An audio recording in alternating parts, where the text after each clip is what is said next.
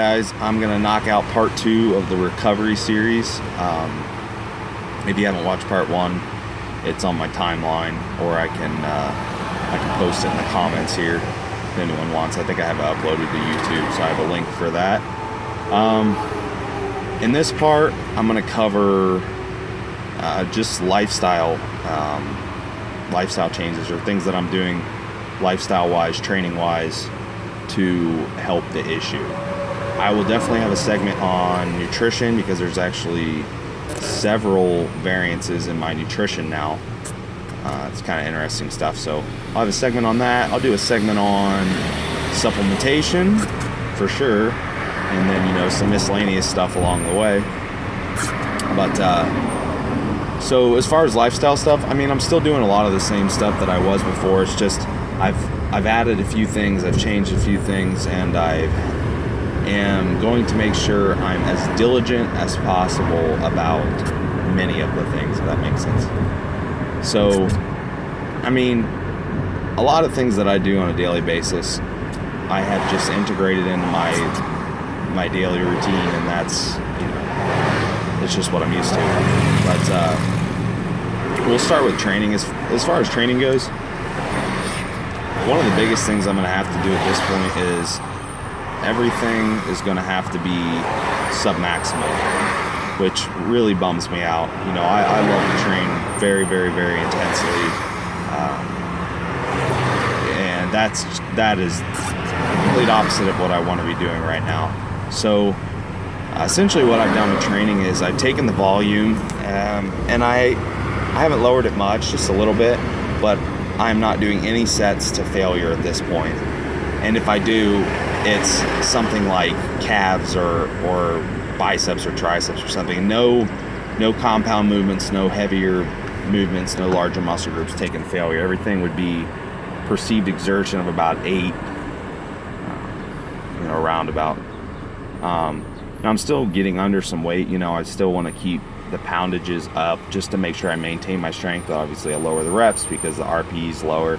So today, for example, I did lower body, and I started with some leg curls. Did 4 sets, 12 to 15 reps on each. Got a really good pump. Wasn't super heavy. Controlled the movement really well, and hamstrings were pretty pumped after that. Went over and did hip adductors and adductors, a couple sets of 15 on each, and this is all stuff I was doing in my routine before. It's just I lowered the RP, like I said, on those, just really getting my hips engaged, fully pumping my hamstrings. Went over to squats. My goal on these were sets of 3 to 5, work up to a heavy set that's RP 7 to 8. So basically I just started with a bar, added a plate, 2 plates, 3 plates, 3 1/4, and went up to 405 and did 3. I would say that was about an RP of 8. It wasn't too terribly hard, but I made sure I focused on form really well. Down and up 3 times. Got a good amount of weight on my back there. Moved over, did RDLs with dumbbells today. Sets of 8 to 10. Just worked up to, I think, probably like again, RP of about 8. And I did 3 sets there, not a lot. I just focused on a good negative, feeling the movement the whole time. Went over, did some occlusion training on leg curls and leg extension, superset occlusion, so super low impact on my nervous system there. So that was just a little bit higher rep, basically going back and forth, blowing my legs up with as much blood as possible. Finished with calves. So that's a decent amount of exercises that I did in total there. It's about the same as my previous routine, just the intensity is a lot lower, total volume a little bit lower.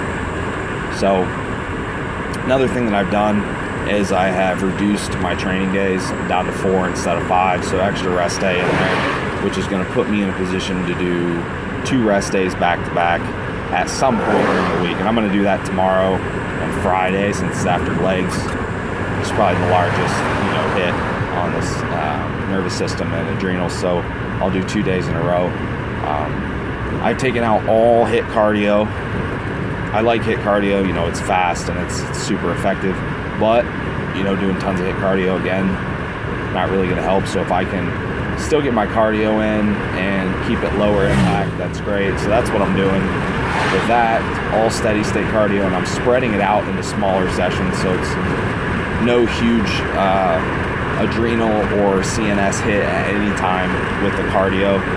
And like I said before in the last one, my goal is to keep leaning out, keep the progression going as long as I can. If my body starts to really fight me, I'm going to stop. I really don't think that I'm going to get to the show, but that's perfectly fine. That's my goal right now is recovery. And keep in mind that with what I'm doing, if I were to just stop training altogether, I would recover quicker. But at the same time, this is a matter of keeping my sanity as well, because depression, anxiety, irritability, all that stuff are all already things that I have to work very hard to keep under control with this issue, because my body's stress response is terrible. It's horrible. And I'm so used to it, and my motivation's terrible, all that stuff. I refuse to let it affect me. I have a good grasp on everything, but at the same time, if I were to stop training, I would not be very happy about that. So I will take a slightly slower recovery and still be able to do what I like to do. So, I have the psychological aspect of it, and I do realize, like I said, it's going to make me recover a little bit slower than I would otherwise, but that's fine. So training and cardio-wise, those are the main things. Now, in terms of other lifestyle factors, there's some things that I'm doing to try to help support my natural sleep and wake patterns, or wake and sleep patterns. Circadian rhythm, you've probably heard that term before. I'm really making sure that I am setting myself up with a good sleep environment every night. Super dark room, no artificial lights before bed. Keeping the lighting low. When I eat my last meal, trying to stimulate melatonin, let my CNS calm down, all that good stuff, GABA. And I also wear some blue light filtering anti-glare glasses a lot when I work on the computer, especially if it's later in the day, and that helps. Also, when I get up in the mornings, I'm actually trying to expose my retinas to sunlight as quick as I can, stimulate cortisol, stimulate the wake part of the cycle. So I open up all the curtains in the kitchen, and I try to get plenty of sunlight into my eyes and help stimulate it. And believe it or not, that does seem like it helps. And one of the things that I've noticed too is that my sensitivity to light is getting slightly better. So I've been on this, I've had the changes implemented and everything for about a week. So obviously it's going to take a lot longer than a week, but I'll notice subtle changes over time. But I've noticed that my sensitivity to light has gotten a little bit better, so that's good. And it's a good sign. My sleep, I fall asleep pretty easily. The thing with the cortisol, a lot of people that have these issues, they'll have a lower cortisol in the morning and higher at night, which is basically the opposite of what you want. But for me, I'm pretty much low all day long. I get close to the bottom of the range as the day goes on later in the day, but I'm never high at any point. I'm low and out of range the whole time. So I don't really have any problem falling asleep. I can pretty much sleep all the time if I wanted. But, I try to set aside, I do always prioritize sleep. I find that if I can cut my day shorter and sleep a little bit more, I'll still get more done during the day than if I were to sacrifice sleep and try to work the longer hours. So, to me, it only makes sense to sleep a little bit more. Those are the main things that I'm doing lifestyle-wise. I'm still doing some other therapies. I try to keep up with my flotation therapy if I can. That's really good on the nervous system in general. Help calm down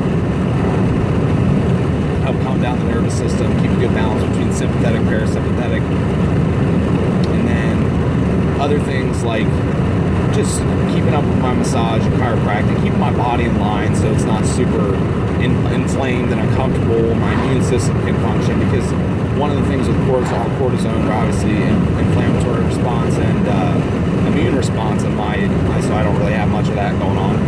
So I want to keep myself as healthy as I can in that regard. And those are all things that I do, but I've actually thrown in a couple extra massages lately, or I did last week, and I'm going to try to keep up with it, budget allowing. But off the top of my head, those are the main things that I'm doing in terms of lifestyle factors, training, and cardio. Like I said, I will cover nutrition, supplementation, all of that stuff as time goes on. But hope you guys can keep following along. I have a doctor's appointment here first of next month, so we'll kind of see how my efforts are paying off, and I'll adjust things as I go. But for now, that's it. Hope everyone has a good day.